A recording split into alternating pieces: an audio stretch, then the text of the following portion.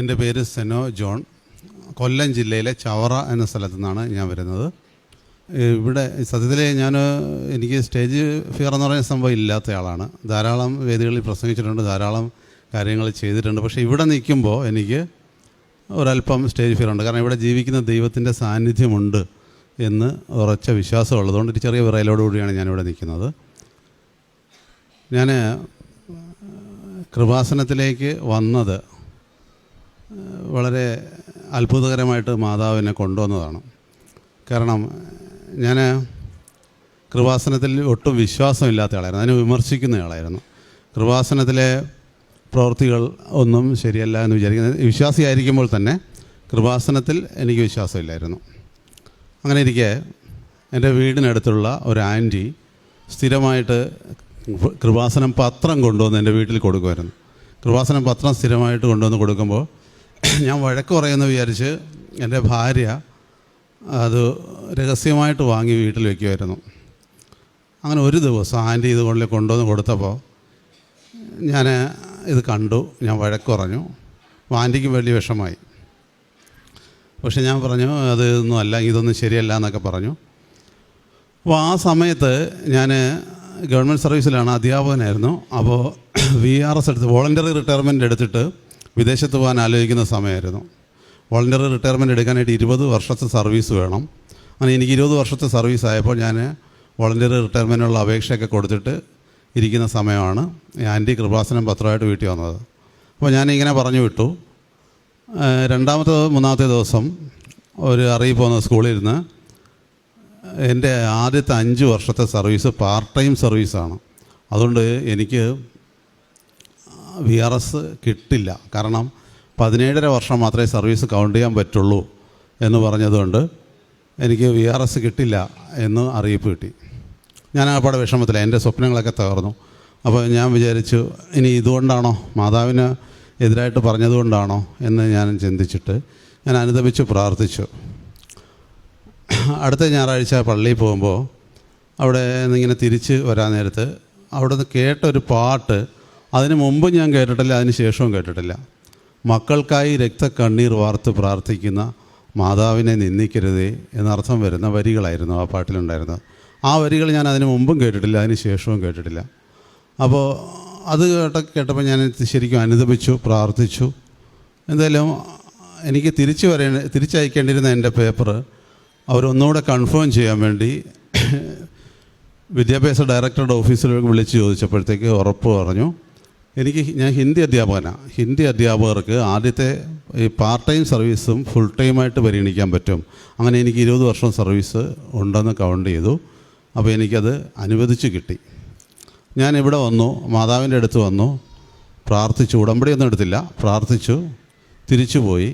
അപ്പോൾ അതിനോടൊപ്പം നമ്മൾ സർവീസിൽ നിന്ന് റിട്ടയർ ചെയ്യുമ്പോൾ AG's ഓഫീസിൽ നിന്ന് വെരിഫിക്കേഷൻ റിപ്പോർട്ട് വരും. വെരിഫിക്കേഷൻ റിപ്പോർട്ട് വന്നപ്പോൾ അപ്രാവശ്യം വളരെ അസാധാരണമായിട്ടൊരു പരാമർശം അതിലുണ്ടായിരുന്നു. എൻ്റെ ഒരു ശമ്പള പരിഷ്കരണത്തിൽ കുറവ് വന്നിട്ടുണ്ട്, ഒരു അനോമലി വന്നിട്ടുണ്ടായിരുന്നു.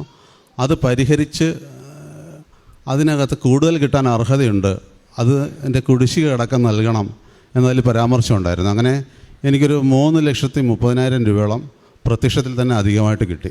അത് മാതാവിൻ്റെ ഒരു കൃപയാണ്. അപ്പോൾ എനിക്ക് ഉറച്ച ബോധ്യം വന്നു, മാതാവ് ഇടപെടുന്നുണ്ട്, മാതാവുണ്ട് എന്ന് ഉറച്ച ബോധ്യം വന്നു. ഞാനിവിടെ വന്നു. 2023 സെപ്റ്റംബർ 12 ഞാനിവിടെ വന്നിട്ട് ഉടമ്പടി എടുത്തു. ഉടമ്പടി എടുത്തപ്പോൾ 6 നിയോഗങ്ങൾ വയ്ക്കാമല്ലോ. അതിൽ വെച്ച ഒരു നിയോഗം എന്ന് പറഞ്ഞാൽ ഞാൻ പോകണമെന്ന് ആഗ്രഹിക്കുന്ന വിദേശ രാജ്യത്തിൻ്റെ പേര് ഞാൻ എഴുതിയിട്ടു. അതുവരെ ആ രാജ്യത്ത് പോകാൻ വേണ്ടി ഞാൻ ഒരൊറ്റ ഏജൻറ്റിനെ കണ്ടിട്ടില്ല. ലോട്ടറി ടിക്കറ്റ് എടുക്കാത്തവൻ ലോട്ടറി അടിക്കണമെന്ന് പ്രാർത്ഥിക്കുന്ന പോലെയാണ്. ഞാൻ എഴുതിയിട്ടു, വെറുതെ എഴുതിയിട്ടു, മാതാവേ ആ രാജ്യത്തേക്കുള്ള വിസ എനിക്ക് തരണമെന്ന് എഴുതിയിട്ടു. അടുത്ത ദിവസം കൃത്യം സെപ്റ്റംബർ 13 ആ രാജ്യത്തേക്ക് ആളുകളെ അയക്കുന്ന ഏജൻറ്റ് എന്നെ വിളിച്ചു, എൻ്റെ മകനെ വിളിച്ചു. എന്നിട്ട് ഞങ്ങളവിടെ കണ്ടിട്ട് സംസാരിച്ചു. അദ്ദേഹം ഉറപ്പ് തന്നു. ഇപ്പോൾ രണ്ടാമത് ഞാൻ ഉടമ്പടി പുതുക്കിയത് ഈ മാർച്ച് 12 അപ്പോഴേക്കും എനിക്ക് പോകാനുള്ള എല്ലാ പേപ്പറുമായി. എനിക്കിപ്പോൾ ഉടനെ തന്നെ പോകാൻ പറ്റും. മാതാവിൻ്റെ കൃപയാണ്. മറ്റൊന്ന്, ഞാൻ എൻ്റെ ഭാര്യയുടെ ഒരു അസുഖം ഉണ്ടായിരുന്നു, യൂട്രസ് ഫൈബ്രോയിഡ് ഉണ്ടായിരുന്നു. ഒരുപാട് വർഷങ്ങളായിട്ട് അത് ഓപ്പറേഷൻ പറ്റാതെ നീണ്ടു പോവുകയായിരുന്നു. ഇപ്പോൾ അത് സർജറി ചെയ്യണമെന്ന് വിചാരിച്ച് ഡോക്ടർ അതിനുള്ള തീയതി എല്ലാം തന്നതാണ്. ഉടമ്പടി എടുത്തപ്പോൾ വെച്ച ഒരു നിയോഗം അത് സുഖപ്പെടണമെന്നായിരുന്നു. ഇപ്പോൾ ഞങ്ങൾ ഡോക്ടറെ കണ്ടു. അപ്പോൾ ബ്ലീഡിങ്ങില്ല, മറ്റേ നല്ല ബ്ലീഡിങ് ആയിരുന്നു. ഹീമോഗ്ലോബിൻ കുറഞ്ഞിട്ട് 5 എത്തുമായിരുന്നു. ഇപ്പോൾ ഹീമോഗ്ലോബിൻ 14 ബ്ലീഡിങ് ഇല്ല, സർജറി വേണ്ട എന്ന് ഡോക്ടർ പറഞ്ഞിരിക്കുകയാണ്.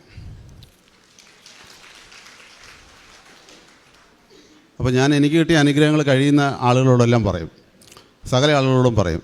കൃപാസനം പത്രം കൊടുക്കുന്നതോടൊപ്പം എനിക്ക് അറിയാവുന്നവരും അറിയാത്തവരുമായ ആളുകളോടൊക്കെ പറയുന്ന അവസരം കിട്ടുമ്പോൾ ഞാൻ മാതാവ് എനിക്ക് തന്ന അനുഗ്രഹങ്ങളെക്കുറിച്ചൊക്കെ പറയും. എൻ്റെ ഒരു സുഹൃത്തുണ്ട്, അദ്ദേഹം ഇപ്പോഴും സുഹൃത്ത് തന്നെയാണ്. അദ്ദേഹം ക്രിസ്ത്യാനിയല്ല. അദ്ദേഹത്തിൻ്റെ ഒരു പ്രശ്നം ഉണ്ടായിരുന്നു, അദ്ദേഹത്തിനും കടബാധ്യത ധാരാളം ഉണ്ടായിരുന്നു. അദ്ദേഹത്തിൻ്റെ ഒരു ഭാര്യ നടത്തിയിരുന്നൊരു സൂപ്പർ മാർക്കറ്റ് ഉണ്ടായിരുന്നു. അപ്പോൾ അത് എങ്ങനെയെങ്കിലും ഒന്ന് വിറ്റുപോയാൽ മതി എന്ന് പറഞ്ഞിട്ട് അദ്ദേഹം ഒരുപാട് നാളായിട്ട് ആഗ്രഹിക്കുന്നുണ്ടായിരുന്നു.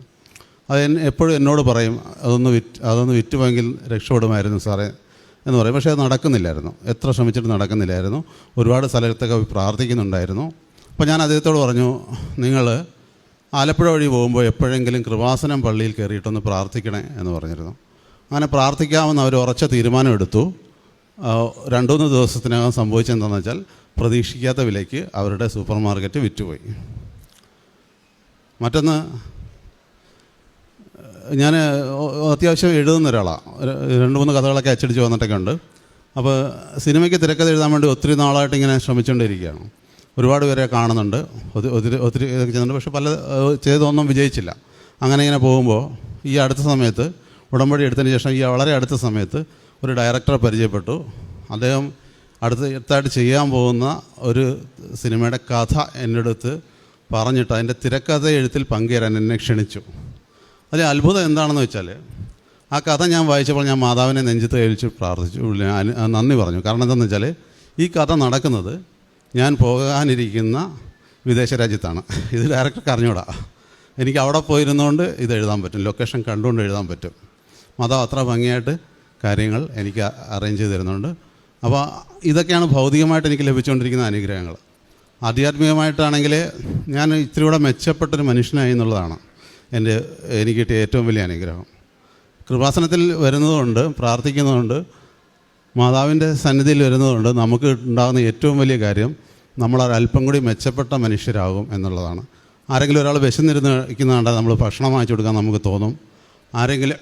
ആരോടും അമിതമായിട്ട് കയർത്ത് സംസാരിക്കാതിരിക്കാൻ നമുക്ക് പറ്റും.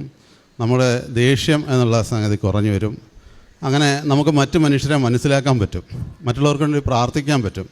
ഇങ്ങനെ ധാരാളം എണ്ണമറ്റ അനുഗ്രഹങ്ങൾ മാതാവ് നൽകിക്കൊണ്ടേയിരിക്കുകയാണ്. അപ്പോൾ മാതാവിനും തിരുക്കുമാരനും 1000 നന്ദി. കൃപാസനത്തിൽ വരുന്നതും വഴി നമ്മൾ അല്പം കൂടി മെച്ചപ്പെട്ട വ്യക്തികളാകുമെന്നാണ് ഈ മകൻ അനുഭവ സാക്ഷ്യത്തിൽ പറഞ്ഞു നിർത്തുന്നത്. നമുക്ക് കാരുണ്യ പ്രവൃത്തികളും പ്രേക്ഷിത പ്രവർത്തനവുമൊക്കെ ദൈവത്തിലേക്ക് അടുക്കുന്ന ചിറകുകളാണ്. ഈ ചിറകുകൾ എന്നും ഈ ലോകത്തുണ്ട്. എന്നാൽ അതിനെക്കുറിച്ച് ബോധ്യം വന്ന് ഉടമ്പടി എടുക്കുന്ന മക്കൾക്കാണ് ആ ചിറകുകൾ നൽകപ്പെടുന്നതും അവർക്കാണ് അതനുസരിച്ച് ദൈവത്തിലേക്ക് തങ്ങളുടെ പരസ്നേഹ പ്രവൃത്തികൾ വഴി, അതുപോലെ തന്നെ പ്രേക്ഷിത പ്രവർത്തനം വഴി ഈശോയെ മറ്റുള്ളവരോട് പറഞ്ഞുകൊണ്ട്, ഈശോയെ മറ്റുള്ളവർക്ക് പരിചയപ്പെടുത്തിക്കൊണ്ട് സധൈര്യം മുമ്പോട്ട് പോകുവാനും അങ്ങനെ കർത്താവിനെ കൂടുതൽ സ്നേഹിക്കുവാനും സാധിക്കുക. കർത്താവിനെ കൂടുതൽ സ്നേഹിക്കുവാൻ ഉടമ്പടി എടുക്കുന്ന നാം ഓരോരുത്തരും തന്നെയാണ് അതിനുള്ള വഴികളൊക്കെ തേടുന്നത്. ഇവിടെ ഓരോ ദിവസവും പ്രത്യേകിച്ച് എന്തെങ്കിലും ധ്യാന പരിപാടികളില്ല. ഇവിടെ വന്ന് ഓരോരുത്തരും, ഇവിടെ എന്നും തന്നെ തിരക്കാണ്. ഇവിടെ വന്ന് ജനങ്ങൾ, ഉടമ്പടി എടുത്ത മക്കൾ, ഉടമ്പടി എടുക്കാത്തവർ, പ്രാർത്ഥിച്ചു പോകാൻ വരുന്നവർ, ഇങ്ങനെയൊക്കെ ഉള്ളവർ വന്നിരുന്ന് ജപമാല പ്രാർത്ഥിക്കുകയാണ്. അപ്പോൾ അഖണ്ഡ ജപമാല ഈ ആലയത്തിലാണ് ആദ്യമായി തുടങ്ങുന്നത്. അങ്ങനെ ഇവിടെ നിന്ന് പ്രാർത്ഥിച്ചുയരുന്ന ജപമാല മണികൾ, ആ ജപമാല മണികളോട് ചേർത്ത് ഇന്നും പ്രാർത്ഥന തുടർന്നുകൊണ്ടിരിക്കുകയാണ്. അപ്പോൾ ആ പ്രാർത്ഥനയിൽ തീർച്ചയായും ആ പ്രാർത്ഥന കൊണ്ടും നാം ഒക്കെ വന്നു ചേർന്ന് ഇവിടെ ഇരുന്ന് അമ്മയോട് നന്ദി പറഞ്ഞ് ഈശോയെ സ്തുതിച്ചുകൊണ്ട് കണ്ണീരൊഴുക്കി പ്രാർത്ഥിക്കുമ്പോൾ അതൊക്കെ ഇവിടെ അനുഗ്രഹീതമായി മാറുകയാണ് ഈ മണ്ണ്. അങ്ങനെ ഇവിടെ വരുമ്പോൾ തന്നെ നമുക്ക് ഒരു ആശ്വാസം, ഒരു സമാധാനം, ഇതൊക്കെ കൊണ്ടാണ് പല മക്കളും തങ്ങളുടെ ജീവിതത്തിൽ ഇവിടുന്ന് കടന്നു പോവുക.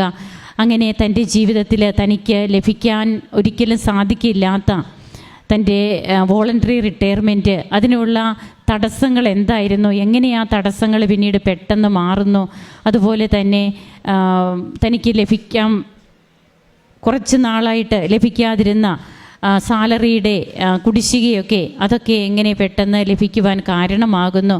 ജീവിതം മൊത്തം, അതായത് ഭൗതികമായ നേട്ടങ്ങൾ മാത്രമല്ല, ആത്മീയ ജീവിതം, അതാണ് ഇവിടെ കൂടുതലും നാം ഓർക്കേണ്ടത്. നമുക്ക് സ്നേഹം തോന്നുകയാണ് ദൈവത്തോട്. ഒന്നും കിട്ടിയില്ലെങ്കിലും വേണ്ടില്ല, ഞാൻ ഇനി തമ്പുരാന് വേണ്ടി ജീവിക്കും. ആ തമ്പുരാന് വേണ്ടി ജീവിക്കാതിരിക്കാൻ പറ്റാത്ത, ജപമാല പ്രാർത്ഥിക്കാതിരിക്കാൻ പറ്റാത്ത, വിശുദ്ധ കുർബാനയിൽ പങ്കെടുക്കാതിരിക്കാൻ പറ്റാത്ത, തിരുവചനം വായിക്കാതിരിക്കുവാൻ പറ്റാത്ത ഒരവസ്ഥ, അതാണ് പിന്നീട് നമ്മെ കൂടുതലും മുമ്പോട്ട് നയിക്കുക. അങ്ങനെ നമുക്ക് കിട്ടുന്ന കുറച്ച് നേട്ടങ്ങൾ, ഭൗതികമായ നേട്ടങ്ങൾ കൊണ്ട് ഉടമ്പടി എടുത്തു പോകാം എന്ന് ചിന്തിക്കുന്നവർ കുറവാണ്. എന്നാൽ ആത്മീയ ജീവിതത്തിനൊരു ഉണർവ് വന്നു, അതുകൊണ്ട് ഇനിയും ഉടമ്പടി ജീവിതം മുമ്പോട്ട് നയിക്കും. അങ്ങനെ പറഞ്ഞിട്ടാണ് പലരും വീണ്ടും തങ്ങളുടെ ഉടമ്പടി ജീവിതത്തിൽ മുൻപോട്ട് പോകുക. നമുക്ക് ഈ കുടുംബത്തിന് ലഭിച്ച കൃപകൾക്ക് കരങ്ങളടിച്ച് ഈശോയ്ക്കും അമ്മയ്ക്കും നന്ദി പറയാം, ദൈവത്തെ ആരാധിക്കാം, മഹത്വപ്പെടുത്താം.